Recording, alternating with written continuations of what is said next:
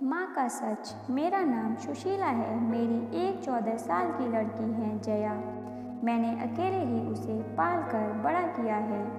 जया और मेरी एक छोटी सी दुनिया है, लेकिन हमारी ज़िंदगी में ऐसी कई बातें हैं जो मैंने जया से छिपाई हैं। जया अपने स्कूल जाती है और मैं अपना छोटा सा पार्लर चलाती हूँ। ज़िंदगी हम दोनों की आराम से कट रही है।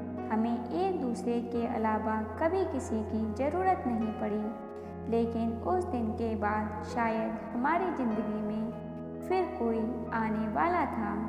मैं पार्लर का सामान लाने के लिए शहर गई थी। जया को साथ नहीं ले गई थी, वो घर पर ही थी। ज़िंदगी में कई बार ऐसा होता है, अचानक ही हमें ज़िंदगी कुछ सरप्राइज़ दे देती है। मेरे सामने अजय था। एकदम अचानक ही आकर वो मेरा सामने आ गया। उसके लिए भी शायद ऐसा ही था। हम दोनों एक दूसरे को देखकर एकदम चुप हो गए। इतने सालों के बाद मिले थे, लेकिन बात करने को कुछ नहीं था। अजय वो था जिससे मैं शादी करना चाहती थी। हम दोनों एक दूसरे से प्यार करते थे, लेकिन हमारी किस्मत की वजह से हम दोनों साथ नहीं रह पाए। अजय इसी शहर में आ गया था। अजय ने कहा कि उसने मुझे बहुत ढूंढा, लेकिन मैं अपना नंबर बार बार बदल देती थी। इस कारण उसकी मुझसे बात या मिलना नहीं हो पाया था। अजय आज भी मुझसे प्यार करता है।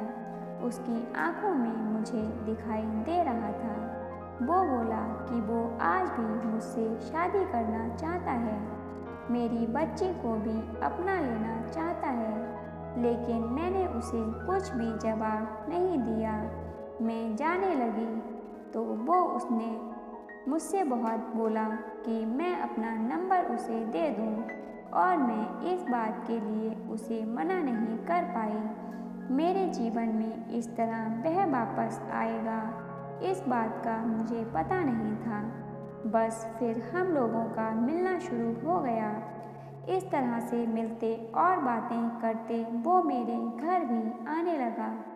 मैंने सोचा था कि उसे घर नहीं लाऊं, क्योंकि घर में जया है। मैं नहीं चाहती थी कि जया उसे देखे।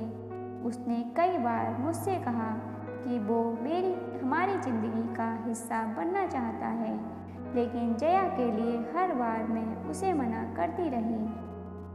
फिर एक दिन वो हुआ जिसका मुझे डर था। अजय और मैं हमारे घर पर थे। मैं भूल गई थी कि जया उस दिन हाफ टाइम में ही घर आने वाली है। अजय और मैं अपनी पुरानी बातों में खोए थे।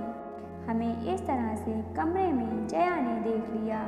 वो मम्मी कहती अंदर आई थी और एकदम से चुप हो गई। उसका चेहरा ही बदल गया। अजय वहाँ से चला गया। मुझे पता था कि अब जया क्या सोच रही है।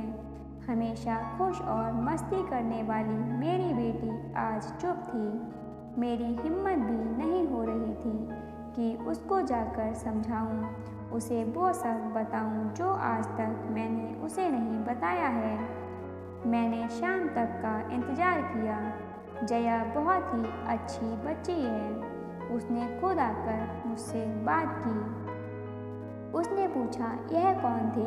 अगर आप मुझसे कुछ बात करना चाहती हैं तो कर सकती हैं। जया ने फिर मुझसे पूछा, आपने जो आज तक कहा वो मैंने माना है। मुझे लगा कि आप हमेशा मुझे सच बताती हैं और मुझसे कुछ छिपाती नहीं हैं। मैं चाहती हूँ कि आप मुझे इस बारे में भी बताएं। आप अपना फैसला ले सकती हैं। आप दूसरी शादी करना चाहती हैं तो कर सकती हैं। हमारी यह बात चल ही रही थी कि अजय फिर अचानक ही वहाँ आ गया। उसे देखकर इस बार मैंने कहा कि तुम फिर क्यों आ गए? अजय ने कहा कि मैं नहीं चाहता कि मेरी गलती की वजह से तुम्हारी बच्ची तुम्हें गलत समझे, इसलिए आज मुझे मत रोको। आज एकदम सही समय है।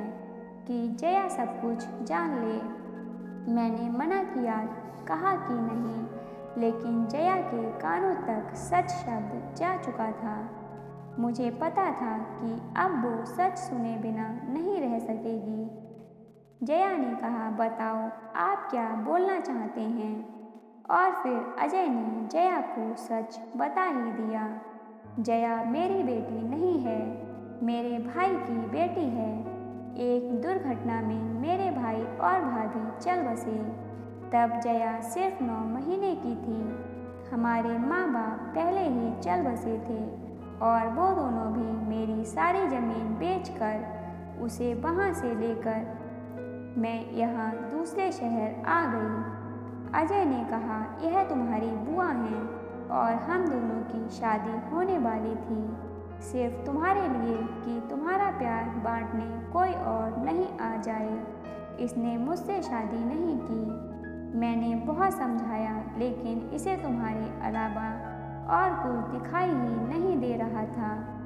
बहुत सालों बाद मिले तो हम एक दूसरे से बात करे बिना नहीं रह पाए। मैं इसे आज भी कह रहा हूँ कि मुझसे शादी कर ले, लेकिन अभी भी यह मना करती है। जया सुनकर मेरी तरफ देखती है और पूछती है, यह क्या बोल रहे हैं? कहो कि यह झूठ बोल रहे हैं। मेरी आंखों से आंसू निकलने लगे।